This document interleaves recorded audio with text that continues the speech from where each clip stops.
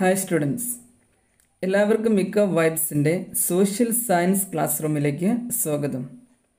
+2 ഇക്കണോമിക്സിലെ micro economics ഭാഗത്ത് നിന്നുള്ള ഒന്നാമത്തെ chapter introduction to micro economics എന്ന ചാപ്റ്ററാണ് എടുത്തുകൊണ്ടിരിക്കുന്നത്. കഴിഞ്ഞ ക്ലാസ്സിൽ നമ്മൾ ലാസ്റ്റ് പറഞ്ഞ പോയിൻ്റ് PPC ആണ്, പ്രൊഡക്ഷൻ പോസിബിലിറ്റി കർവ്. ഒരു രാജ്യത്ത് ലഭ്യമായ വിഭവങ്ങൾ പൂർണ്ണമായും കാര്യക്ഷമമായും ഉപയോഗപ്പെടുത്തി ഉൽപ്പാദിപ്പിക്കാൻ കഴിയുന്ന രണ്ട് സാധനങ്ങളുടെ വ്യത്യസ്ത ചേരുവകളെ കാണിക്കുന്ന വക്രമാണ് PPC. അതിൻ്റെ പ്രത്യേകതകളൊക്കെയാണ് നമ്മൾ കഴിഞ്ഞ ക്ലാസ്സിൽ പറഞ്ഞിട്ടുള്ളത്. റെഡിയല്ലേ? MOCയും നമ്മൾ കഴിഞ്ഞ ക്ലാസ്സിൽ പറഞ്ഞു. ഇനി ഇന്നത്തെ ക്ലാസ്സിൽ നമ്മൾ പറയാൻ പോകുന്നത് സമ്പദ് വ്യവസ്ഥകളെ കുറിച്ചിട്ടാണ്, അതല്ലെങ്കിൽ സാമ്പത്തിക പ്രവർത്തനങ്ങളുടെ സംഘാടനം. രണ്ട് രീതിയിലും ചോദ്യം വരാം. സമ്പദ് വ്യവസ്ഥകൾ ഏതെല്ലാം, അതല്ലെങ്കിൽ സാമ്പത്തിക പ്രവർത്തനങ്ങളുടെ സംഘാടനത്തെ മൂന്നായി തിരിക്കാം ഏതെല്ലാം. ഈ രണ്ട് രീതിയിലും ഇതിൻ്റെ ചോദ്യങ്ങൾ പ്രതീക്ഷിക്കാം. നോക്കാം. സമ്പദ് വ്യവസ്ഥകൾ അതല്ലെങ്കിൽ സാമ്പത്തിക പ്രവർത്തനങ്ങളുടെ സംഘാടനം. ഒരു രാജ്യത്തെ സാമ്പത്തിക പ്രവർത്തനത്തെ ഏത് പാറ്റേണിലാണ് ക്രോഡീകരിക്കപ്പെടുന്നത് എന്നുള്ളതാണ് സാമ്പത്തിക പ്രവർത്തനങ്ങളുടെ സംഘാടനം എന്നുള്ളത് കൊണ്ട് ഉദ്ദേശിക്കുന്നത്.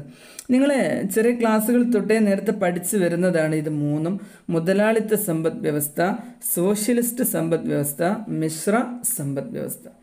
സമ്പദ് വ്യവസ്ഥകളെ മൂന്നായിട്ട് തിരിക്കാം. സമ്പദ് വ്യവസ്ഥകളെ മൂന്നായിട്ട് തിരിക്കാം. ഒന്ന് മുതലാളിത്ത സമ്പദ് വ്യവസ്ഥ, രണ്ട് സോഷ്യലിസ്റ്റ് സമ്പദ് വ്യവസ്ഥ, മൂന്ന് മിശ്ര സമ്പദ് വ്യവസ്ഥ. ഓക്കെ അല്ലേ? മുതലാളിത്ത സമ്പദ് വ്യവസ്ഥ, സോഷ്യലിസ്റ്റ് സമ്പദ് വ്യവസ്ഥ, മിശ്ര സമ്പദ് വ്യവസ്ഥ, ഇങ്ങനെ മൂന്നായിട്ട് തിരിക്കാം. ദെൻ ഒന്നാമത്തെ നോക്ക് നമ്മൾ മുതലാളിത്ത സമ്പദ് വ്യവസ്ഥ. മുതലാളിത്തം അല്ലേ, പേര് കേൾക്കുമ്പോൾ തന്നെ നമുക്ക് അതേക്കുറിച്ചൊരു ഐഡിയ കിട്ടുന്നുണ്ട്. മുതലാളിയുടേതാണ്, മുതലാളിത്തമാണ്. നോക്കുക, ഫസ്റ്റ് പോയിന്റ് എന്താണ്? ഉൽപാദന ഉപാധികൾ സ്വകാര്യ മേഖലയിലായിരിക്കും. ഉൽപാദന ഉപാധികൾ സ്വകാര്യ മേഖലയിലായിരിക്കും, അഥവാ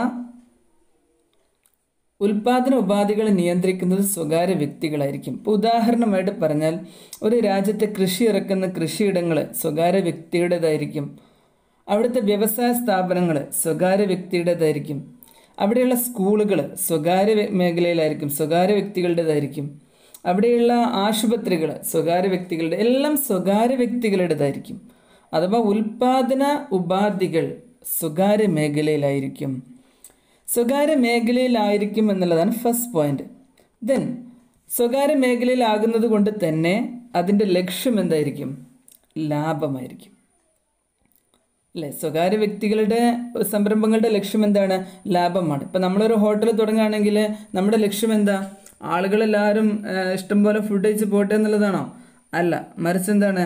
നമുക്ക് ലാഭം കിട്ടണം എന്നുള്ളതാണ്. അപ്പം സ്വകാര്യ മേഖല എന്തൊരു സംരംഭം തുടങ്ങുകയാണെങ്കിലും അവരുടെ ഏറ്റവും പ്രധാനപ്പെട്ട ലക്ഷ്യം എന്തായിരിക്കും? ലാഭമായിരിക്കും അവരുടെ പ്രധാനപ്പെട്ട ലക്ഷ്യം.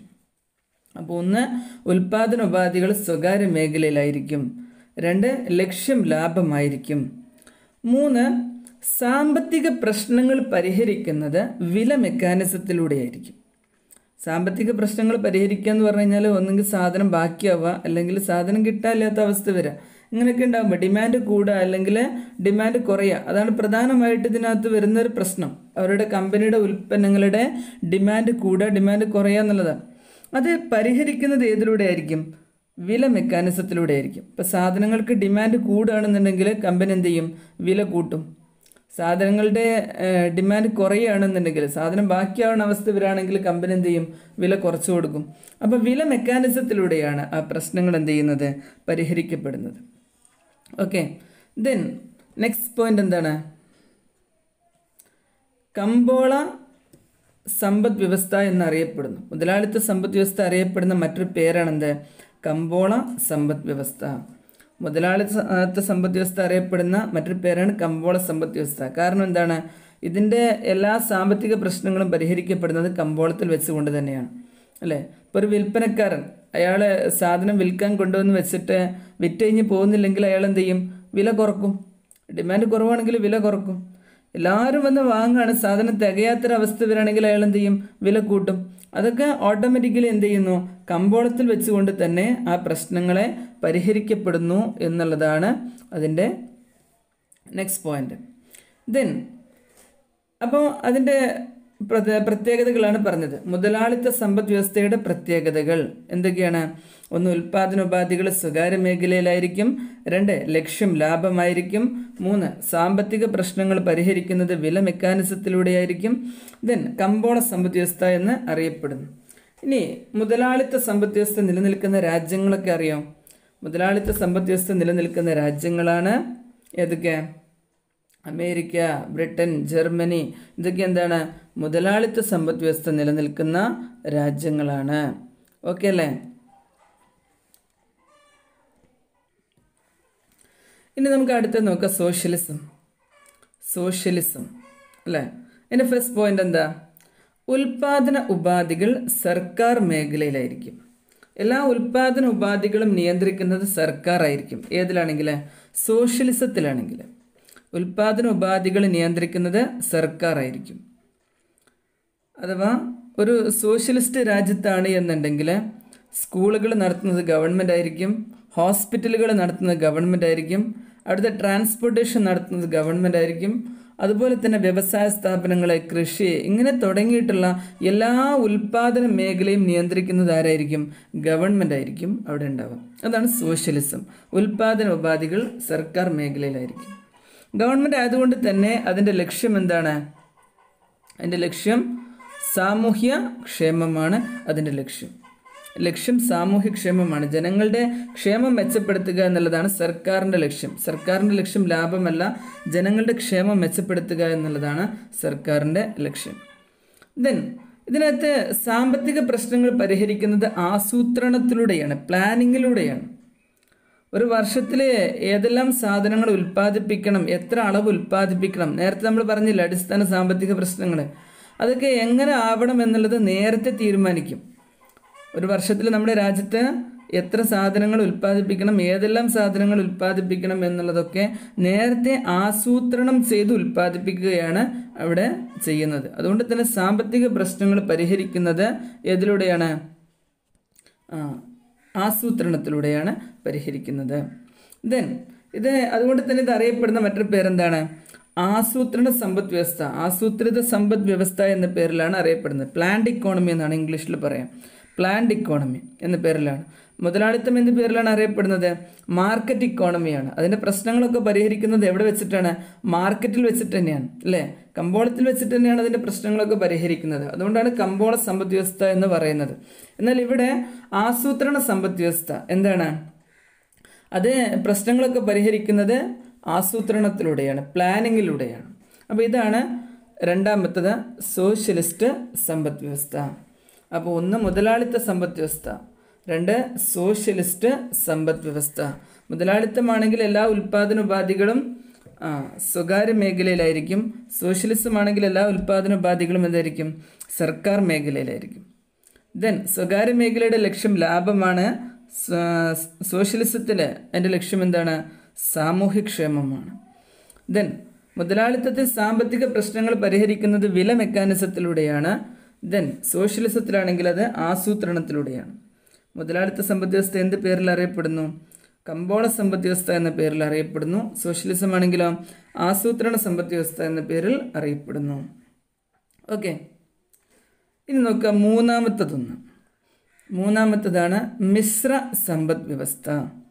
മിശ്ര സമ്പദ് വ്യവസ്ഥ പേര് തന്നെ ഉണ്ടല്ലേ, മിശ്രിതമാണ്. മുതലാളിത്തത്തിൻ്റെയും സോഷ്യലിസത്തിൻ്റെയും ഭാഗങ്ങൾ ഉൾക്കൊള്ളുന്ന സമ്പദ് വ്യവസ്ഥയാണ് മിശ്ര സമ്പദ് വ്യവസ്ഥ. +1 പഠിച്ചിട്ടുണ്ടല്ലോ. മുതലാളിത്തത്തിൻ്റെയും സോഷ്യലിസത്തിൻ്റെയും ഭാഗങ്ങൾ ഉൾക്കൊള്ളുന്ന സമ്പദ് വ്യവസ്ഥയാണ് മിശ്ര സമ്പദ് വ്യവസ്ഥ. അപ്പം അതിൻ്റെ പ്രത്യേകത എന്താ? ഒന്ന്, അതിൽ പൊതുമേഖലയുടെയും സ്വകാര്യ മേഖലയുടെയും സാന്നിധ്യമുണ്ട്. പൊതുമേഖലയുടെയും സ്വകാര്യ മേഖലയുടെയും സാന്നിധ്യമുണ്ട്. പിന്നെ ലക്ഷ്യം രണ്ടുമുണ്ട് അല്ലേ? ലാഭമുണ്ട്, സാമൂഹ്യ ക്ഷേമവുമുണ്ട്. രണ്ടും അതിൻ്റെ ലക്ഷ്യങ്ങളിൽ പെടുന്നുണ്ട്. പിന്നെ സാമ്പത്തിക പ്രശ്നം പരിഹരിക്കുന്നത് ആസൂത്രണത്തിലൂടെയും വില മെക്കാനിസത്തിലൂടെയുമാണ്. 2 രീതിയും അവിടെ സാമ്പത്തിക പ്രശ്നങ്ങൾ പരിഹരിക്കുന്നതിന് വേണ്ടിയിട്ട് ഉപയോഗിക്കുന്നുണ്ട്. അപ്പോൾ സാമ്പത്തിക പ്രശ്നങ്ങൾ പരിഹരിക്കുന്നത് ആസൂത്രണത്തിലൂടെയും വില മെക്കാനിസത്തിലൂടെയുമാണ്. അപ്പോൾ ഇതാണ് പിന്നെ സമ്പദ് വ്യവസ്ഥകൾ അല്ലെങ്കിൽ സാമ്പത്തിക പ്രവർത്തനങ്ങളുടെ സംഘാടനം. റെഡിയല്ലേ? എന്തൊക്കെയാണ്? 1 മുതലാളിത്ത സമ്പദ് വ്യവസ്ഥ, 2 സോഷ്യലിസ്റ്റ് സമ്പദ് വ്യവസ്ഥ, 3 മിശ്ര സമ്പദ് വ്യവസ്ഥ. ഉൽപാദനോപാധികൾ സ്വകാര്യ മേഖല നിയന്ത്രിക്കുന്നതാണ് മുതലാളിത്ത സമ്പദ് വ്യവസ്ഥ. ഉൽപാദനോപാധികൾ സർക്കാർ നിയന്ത്രിക്കുന്നത് സോഷ്യലിസ്റ്റ് സമ്പദ് വ്യവസ്ഥ. ഉൽപാദനോപാധികൾ പൊതുമേഖലയും സ്വകാര്യ മേഖലയും സംയുക്തമായി നിയന്ത്രിക്കുന്നത് മിശ്ര സമ്പദ് വ്യവസ്ഥ. നെക്സ്റ്റ് നോക്കാം. അടുത്തത് മൈക്രോ ഇക്കണോമിക്സും മാക്രോ ഇക്കണോമിക്സും. നമ്മൾ ബുക്കിലെ ഫസ്റ്റ് തന്നെ എഴുതിയപ്പോൾ ഒരു ഭാഗത്ത് നിന്ന് മൈക്രോ ഇക്കണോമിക്സ് എന്ന് എഴുതിയിട്ടുണ്ട്, ഒരു ഭാഗത്ത് നിന്ന് മാക്രോ ഇക്കണോമിക്സ് എന്ന് എഴുതിയിട്ടുണ്ട് അല്ലേ? അതിൽ നിന്ന് തന്നെ നമ്മൾ ആദ്യം പഠിച്ചു എന്ത്? സാമ്പത്തിക ശാസ്ത്രത്തെ 2 ശാഖകളായിട്ട് തിരിക്കാം. ഒന്ന് മൈക്രോ ഇക്കണോമിക്സ്, സൂക്ഷ്മ സാമ്പത്തിക ശാസ്ത്രം എന്നാണ് അതിൻ്റെ മലയാളം. 2 മാക്രോ ഇക്കണോമിക്സ്, സ്ഥൂല സാമ്പത്തിക ശാസ്ത്രം. നോക്കാം നമുക്ക് എന്താണ് ഈ രണ്ടും തമ്മിലുള്ള വ്യത്യാസം. ഒന്നാമത്തത്, സമ്പദ് വ്യവസ്ഥയിലെ ഒരു യൂണിറ്റിനെ കുറിച്ച് പഠിക്കുന്നതാണ് സൂക്ഷ്മ സാമ്പത്തിക ശാസ്ത്രം. സമ്പദ് വ്യവസ്ഥയിലെ ഏതെങ്കിലും ഒരു യൂണിറ്റിനെ കുറിച്ച് പഠിക്കുന്നതാണ് ഏത്? Micro economics. മൈക്രോ എന്ന് പറഞ്ഞാൽ തന്നെ ചെറുത് എന്നാണ് അർത്ഥം അല്ലേ?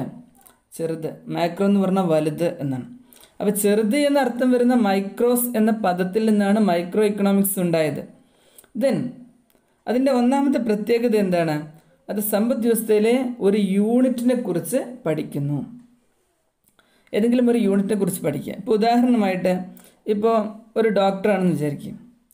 അയാളെ ഇപ്പോൾ കണ്ണിനെ കുറിച്ച് മാത്രം പഠിക്കുന്നു, ചെവിയെക്കുറിച്ച് മാത്രം പഠിക്കുന്നു, ഹൃദയത്തെക്കുറിച്ച് മാത്രം പഠിക്കുന്നു. അങ്ങനെ ഏതെങ്കിലും ഒന്നിനെക്കുറിച്ച് മാത്രം പഠിക്കുകയാണ് എന്നുണ്ടെങ്കിൽ അത് മൈക്രോ സ്റ്റഡിയാണ്. ഇനി ഒരു ഫോറസ്റ്റാണ്, അതിലേതെങ്കിലും ഒരു മരത്തെക്കുറിച്ച് മാത്രം പഠിക്കുകയാണെങ്കിൽ മൈക്രോ സ്റ്റഡിയാണ്. അതുപോലെ സാമ്പത്തിക പ്രവർത്തനങ്ങളിൽ ഏതെങ്കിലും ഒരു യൂണിറ്റിനെ കുറിച്ച് മാത്രം പഠിക്കുകയാണെങ്കിൽ അത് മൈക്രോ സ്റ്റഡിയാണ്. ഇപ്പോൾ ഉദാഹരണമായിട്ട് ഒരു ഉപഭോക്താവിനെ കുറിച്ച് പഠിക്കുന്നു, ഒരു ഉൽപ്പാദകനെ കുറിച്ച് പഠിക്കുന്നു, അതല്ലെങ്കിൽ ഒരു സ്ഥാപനത്തെക്കുറിച്ച് പഠിക്കുന്നു. ഇങ്ങനെ ഏതെങ്കിലും ഒരു യൂണിറ്റിനെ കുറിച്ച് മാത്രം പഠിക്കുന്നതൊക്കെ ഏതാണ്? മൈക്രോ ഇക്കണോമിക്സ് ആണ്. റെഡി? രണ്ടാമത്തേത് ഹ്രസ്വ വീക്ഷണമായിരിക്കും മൈക്രോ ഇക്കണോമിക്സിന്. ഹ്രസ്വം എന്ന് പറഞ്ഞാൽ ചെറുത്, ഇടുങ്ങിയത്. ഹ്രസ്വ വീക്ഷണം, ചെറിയ വീക്ഷണമാണ് മൈക്രോ ഇക്കണോമിക്സിനുള്ളത്. മറ്റൊരു പേരിലും കൂടെ പുഴുവിൻ്റെ വീക്ഷണം എന്നും കൂടെ പറയാറുണ്ട്, വോംസ് ഐ വ്യൂ. പുഴുവിൻ്റെ വീക്ഷണം എന്നും കൂടെ അതിന് പറയാറുണ്ട്. പുഴുവിൻ്റെ വീക്ഷണം എന്ന് പറഞ്ഞു കഴിഞ്ഞാൽ പുഴുവിന് എന്ത് മാത്രമേ കാണാൻ പറ്റുള്ളൂ? ആ പുഴുവിൻ്റെ തൊട്ട് മുമ്പിലുള്ള കുറച്ച് കാര്യങ്ങൾ മാത്രമേ അതിന് കാണാൻ പറ്റുള്ളൂ അല്ലേ? അതാണ് ഹ്രസ്വ വീക്ഷണം, ചെറിയ വീക്ഷണമാണ് ഉള്ളത്. ദെൻ ഭാഗിക സന്തുലിത വിശകലനം.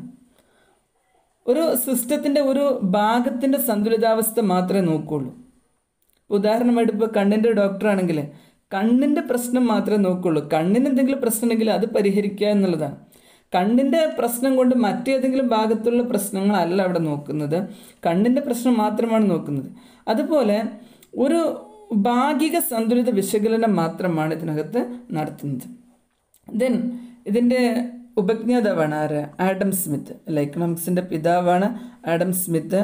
പിന്നെ ഇവരൊക്കെയാണ് അതിൻ്റെ ഉപജ്ഞാതാക്കളായിട്ടുള്ള ആളുകൾ. അപ്പോൾ എന്തൊക്കെ പറഞ്ഞു? സമ്പദ് വ്യവസ്ഥയിലെ ഒരു യൂണിറ്റിനെ കുറിച്ച് പഠിക്കുന്നു, ഹ്രസ്വ വീക്ഷണമാണ്, ഭാഗിക സന്തുലിത വിശകലനമാണ്. ദെൻ അതിൻ്റെ ഉപജ്ഞാതാവാണ് ആര്? Adam Smith. ഇനി നോക്കി നമ്മൾ സ്ഥൂല സാമ്പത്തിക ശാസ്ത്രം. സ്ഥൂല സാമ്പത്തിക ശാസ്ത്രം, മാക്രോ ഇക്കണോമിക്സ്. ഫസ്റ്റ് പോയിന്റ് എന്താണ്? ഫസ്റ്റ് പോയിന്റ് ഇതിൽ കൊടുത്തിട്ടില്ല, പക്ഷെ ഫസ്റ്റ് പോയിന്റ് എന്താണ്? വരുന്ന മാക്രോസ് എന്ന പദത്തിൽ നിന്നാണ് മാക്രോ ഇക്കണോമിക്സ് ഉണ്ടായിട്ടുള്ളത്. അതാണ് ഫസ്റ്റ് പോയിന്റ്. ദെൻ അതിൻ്റെ പ്രത്യേകത എന്താ? സമ്പദ് വ്യവസ്ഥയെ മുഴുവനായും പഠിക്കുന്നു. ഒരു സമ്പദ് വ്യവസ്ഥയെ മുഴുവനായും എടുത്ത് പഠിക്കുന്നതാണ് മാക്രോ ഇക്കണോമിക്സ്. ഒരു സമ്പദ് വ്യവസ്ഥയെ മുഴുവനായും എടുത്ത് പഠിക്കുന്നതാണ് മാക്രോ ഇക്കണോമിക്സ്. ഓക്കെ. ദെൻ വിശാലമായ വീക്ഷണം. നേരത്തെ എന്താ പറഞ്ഞത്? ഹ്രസ്വ വീക്ഷണമായിരുന്നു. ഇവിടെ എന്താണ്? വിശാലമായ വീക്ഷണമാണ്. അപ്പോൾ നമ്മുടെ ബോഡി മുഴുവനായിട്ടും പഠിക്കുകയാണെങ്കിൽ അത് മാക്രോ സ്റ്റഡിയാണ്.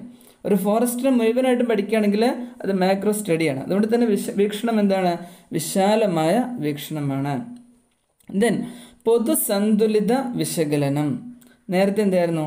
ഭാഗിക സന്തുലിത വിശകലനമായിരുന്നു. ഏതെങ്കിലും ഒരു ഭാഗത്തിൻ്റെ സന്തുലിതാവസ്ഥ മാത്രം നോക്കുന്നുള്ളൂ. ഇവിടെയോ പൊതുവായിട്ടുള്ള സന്തുലിതാവസ്ഥ നോക്കുന്നു. സോ പൊതു സന്തുലിത വിശകലനം. ഇതിൻ്റെ ഉപജ്ഞാതാവാണ് ആര്? ജെയിം കെയ്ൻസ്. റെഡി? അപ്പോൾ എന്തൊക്കെയാണ് നമ്മൾ ഇതിനകത്ത് പറഞ്ഞിട്ടുള്ളത്? എന്തൊക്കെയുണ്ട്? സൂക്ഷ്മ സാമ്പത്തിക ശാസ്ത്രവും സ്ഥൂല സാമ്പത്തിക ശാസ്ത്രവും. ഒന്നാമത്തെ പോയിന്റ് എന്താണ്? ചെറുത് എന്നർത്ഥം വരുന്ന മൈക്രോസ് എന്ന പദത്തിൽ നിന്നാണ് മൈക്രോ ഇക്കണോമിക്സ് ഉണ്ടായത്. മാക്രോ ആണെങ്കിലോ വലുത് എന്നർത്ഥം വരുന്ന മാക്രോസ് എന്ന പദത്തിൽ നിന്നാണ് മാക്രോ ഇക്കണോമിക്സ് ഉണ്ടായത്. ദെൻ മൈക്രോ ഇക്കണോമിക്സിന് ഹ്രസ്വ വീക്ഷണമാണ്, അതല്ലെങ്കിൽ പുഴുവിൻ്റെ വീക്ഷണമാണ്. ദെൻ മാക്രോ ഇക്കണോമിക്സിന് വിശാല വീക്ഷണമാണ്, അതല്ലെങ്കിൽ പക്ഷിയുടെ വീക്ഷണമാണ്. ദെൻ മൈക്രോ ഇക്കണോമിക്സ് ഭാഗിക സന്തുലിത വിശകലനമാണ്. മാക്രോ ഇക്കണോമിക്സ് ആണെങ്കിലോ പൊതു സന്തുലിത വിശകലനമാണ്. ദെൻ മൈക്രോ ഇക്കണോമിക്സിൻ്റെ ഒരു പ്രധാന ഉപജ്ഞാതാവാണ് ആര്? Adam Smith. ദെൻ മാക്രോ ഇക്കണോമിക്സിൻ്റെ പ്രധാന ഉപജ്ഞാതാവാണ് ജെയിം കെയ്ൻസ്. റെഡി അല്ലേ? അപ്പോൾ ഇതാണ് മൈക്രോ ഇക്കണോമിക്സും മാക്രോ ഇക്കണോമിക്സും തമ്മിലുള്ള വ്യത്യാസം. ചുരുക്കി പറഞ്ഞാൽ ഒരു സിസ്റ്റത്തിൻ്റെ ഏതെങ്കിലും ഒരു ഭാഗത്തെക്കുറിച്ച് മാത്രം പഠിക്കുന്നത് മൈക്രോ സ്റ്റഡി. ഒരു സിസ്റ്റത്തെ മുഴുവനായും പഠിക്കുന്നത് എന്താണ്? Macro study. ഒരു സിസ്റ്റത്തിൻ്റെ ഏതെങ്കിലും ഒരു ഭാഗത്തെക്കുറിച്ച് മാത്രം പഠിക്കുന്നത് മൈക്രോ സ്റ്റഡി. ഒരു സിസ്റ്റത്തെ മുഴുവനായും പഠിക്കുന്നത് മാക്രോ സ്റ്റഡി. അങ്ങനെ രണ്ട് ഭാഗങ്ങളാണ്, രണ്ട് ബ്രാഞ്ചുകളാണ് സാമ്പത്തിക ശാസ്ത്രത്തിലുള്ളത്. ഓക്കെ. ദെൻ പോസിറ്റീവ് ഇക്കണോമിക്സും നോർമേറ്റീവ് ഇക്കണോമിക്സും. പോസിറ്റീവ് ഇക്കണോമിക്സും നോർമേറ്റീവ് ഇക്കണോമിക്സും സാമ്പത്തിക ശാസ്ത്രത്തിലെ രണ്ട് വിശകലന രീതികളാണ് പോസിറ്റീവ് ഇക്കണോമിക്സും നോർമേറ്റീവ് ഇക്കണോമിക്സും. അല്ലേ? പോസിറ്റീവ് എന്താണ്? പോസിറ്റീവ് ഇക്കണോമിക്സ് എന്ന് പറഞ്ഞു കഴിഞ്ഞാൽ എന്താകുന്നു എന്ന തരത്തിലുള്ള വിശകലനമാണ്. എന്താകുന്നു എന്ന് പറഞ്ഞാൽ യഥാർത്ഥത്തിൽ എന്താണ് ഉള്ളത് അതിനെക്കുറിച്ച് വിശകലനം ചെയ്യുന്നതാണ് positive economics. Then normative economics എന്തായിരിക്കണം, അതിൽ പ്ലാനിങ് വരുന്നുണ്ട്. എന്തായിരിക്കണം, ഓക്കെ, എന്തായിരിക്കണം എന്നുള്ള രീതിയിലുള്ള സാമ്പത്തിക ശാസ്ത്ര വിശകലനമാണ് നോർമേറ്റീവ് ഇക്കണോമിക്സ്. ഇപ്പോൾ ഉദാഹരണമായിട്ട് ഈ സാമ്പത്തിക വർഷത്തിൽ ഇന്ത്യയുടെ GDP എത്രയാകുന്നു, ആ GDP എത്രയാകുന്നു എന്നുള്ളത് നമ്മൾ വിശകലനം ചെയ്യുന്നത് എന്താണ്? പോസിറ്റീവ് ഇക്കണോമിക്സ് ആണ്. എന്നാൽ വരുന്ന സാമ്പത്തിക വർഷത്തിൽ ഗവൺമെൻറ് പ്രതീക്ഷിക്കുന്ന അതിൻ്റെ GDP എത്രയായിരിക്കണം എന്നുള്ള തരത്തിലുള്ള വിശകലനം എന്താണ്? നോർമേറ്റീവ് ഇക്കണോമിക്സ് ആണ്. അപ്പം ഇക്കണോമിക്സിലെ വിശകലന രീതികൾ നമുക്ക് രണ്ടായി തിരിക്കാം. പോസിറ്റീവ് ഇക്കണോമിക്സ് എന്താകുന്നു എന്ന തരത്തിലുള്ള വിശകലനമാണ് positive economics. Then normative economics എന്തായിരിക്കണം എന്ന തരത്തിലുള്ള വിശകലനമാണ് നോർമേറ്റീവ് ഇക്കണോമിക്സ്. ഓക്കെ. അപ്പം ഇത്തരം കാര്യങ്ങളാണ് നമുക്ക് ഇതിനകത്ത് പറയാനുള്ളത്. ഇതോടുകൂടി ഈ ചാപ്റ്റർ കഴിഞ്ഞു. ഓക്കെ. അപ്പോൾ ഈ ചാപ്റ്ററിൽ നമ്മൾ എന്തൊക്കെ പറഞ്ഞു? ഫസ്റ്റ് തൊട്ട് നോക്കുക.